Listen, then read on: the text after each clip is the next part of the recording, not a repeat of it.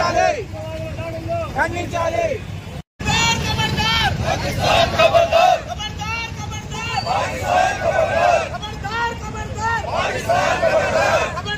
దేశము అలాగే ప్రపంచమంతా కూడా దిగ్భ్రాంతికి గురైన టెర్రరిస్ట్ యాక్టివిటీ భారతదేశంలో జరగడం.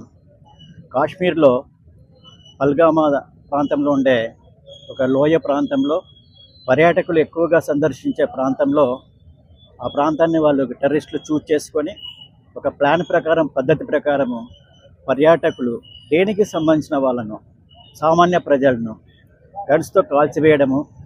అదొక ప్లాన్ ప్రకారము రెండు వైపుల నుంచి వచ్చి ఒక నలుగురు పార్టిసిపేట్ చేసి రెండు వైపుల నుంచి వచ్చి వాళ్ళని 26 మంది ప్రాణాలు తీసివేసడము, 30 మంది పైగా గాయపట్టు చేయడం అనేది చాలా పిరికి చర్య, టెర్రరిస్టుల యొక్క పిరికి చర్య. ఈ చర్య ప్రపంచంలో ఉండే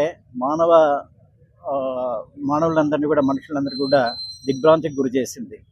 ప్రపంచమంతా కూడా ఒకవైపు భారతదేశం వైపు చూస్తూ భారతదేశానికి టెర్రరిస్ట్ యాక్టివిటీస్కు వ్యతిరేకంగా ఫైట్ చేయడానికి పూర్తి మద్దతు ప్రకటించిన విషయం మనందరికీ తెలుసు. మరి కాశ్మీర్లోనే మనం వాళ్ళు ఎందుకు సెలెక్ట్ చేసుకున్నారు? గతంలో బాంబేని సెలెక్ట్ చేసుకున్నారు, అంతకుముందు ఫల్గామా, ఇప్పుడు మళ్ళీ ఫల్గామాలో ఒక లోయ. దీన్ని ఎందుకు సెలెక్ట్ చేసుకున్నారు అని ఆలోచిస్తే మనం ఆర్టికల్ 372 రద్దు చేసిన తర్వాత జమ్మూ అండ్ కాశ్మీర్కి కూడా టోటల్గా రాజ్యాంగం అంతా కూడా వర్తిస్తుంది. అక్కడ నిర్మాణ పనులు వేగవంతంగా జరుగుతున్నాయి, యువత బాగా ఉద్యోగాలకు వెళ్తున్నారు, కళాశాలలు విద్యాలయాలన్నీ కూడా పూర్తిగా నిండుకున్నాయి, అభివృద్ధి పనులు జరుగుతున్నాయి. వాళ్ళు కూడా జనజీవనంలో జనస్రవంతిలో కలిసిపోయే పరిస్థితి కనపడుతుంది. పూర్తిగా టెర్రరిస్ట్ యాక్టివిటీస్ అన్నీ తగ్గిపోయి ప్రజాస్వామ్య వ్యవస్థలోకి జమ్మూ అండ్ కాశ్మీర్ కూడా వచ్చే పరిస్థితి కనపడుతుంది. మరి దీన్ని తొలగించాలి, అక్కడ ఒక గతంలో ఉన్న విధంగానే జమ్మూ కాశ్మీర్ మనం చూపించాలనే ఉద్దేశంతో టెర్రరిస్టులు చేసిన ఒక యాక్టివిటీ ఇది.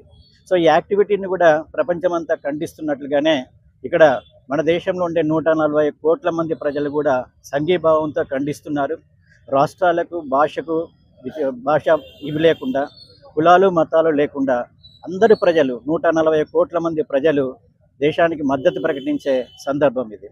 సో మనమందరం కూడా మన ప్రభుత్వానికి పూర్తిగా మద్దతు ప్రకటిస్తూ భవిష్యత్తులో ఇటువంటి టెర్రరిస్ట్ యాక్టివిటీలు జరగకుండా చూసుకునే బాధ్యతే కాకుండా ఈరోజు ఈ టెర్రరిస్ట్ యాక్టివిటీస్ వల్ల చనిపోయిన వాళ్ళ ఆత్మకు శాంతి చేకూర్చాలని వాళ్ళకి సానుభూతిని ప్రకటిస్తూనే ఈ టెర్రరిస్ట్ యాక్టివిటీస్లో పార్టిసిపేట్ చేసిన టెర్రరిస్టులను, వాళ్ళకి సహాయ సహకారాలు అందించిన వాళ్ళని కూడా పూర్తిగా చట్టబద్ధంగా శిక్షించాల్సిన ఆవశ్యకత ఎంతైనా ఉంది. కాబట్టి వారందరికీ శిక్ష చేయాల్సిన బాధ్యతను కూడా సెంట్రల్ గవర్నమెంట్ తీసుకున్నారని చెప్తున్నారు. ప్రధానమంత్రి కూడా పదే ఇది నా వాగ్దానం, నేను ఖచ్చితంగా చేస్తానని చెప్తున్నారు. కాబట్టి దాన్ని స్వాగతిస్తూ, అందువలన మొత్తం దేశ ప్రజలతో పాటు మేము కూడా న్యాయవాదులను కూడా ఈ చర్యను ఖండిస్తూ ప్రధానమంత్రికి పూర్తిగా సంఘటిందని ప్రకటిస్తున్నాం. Thank you.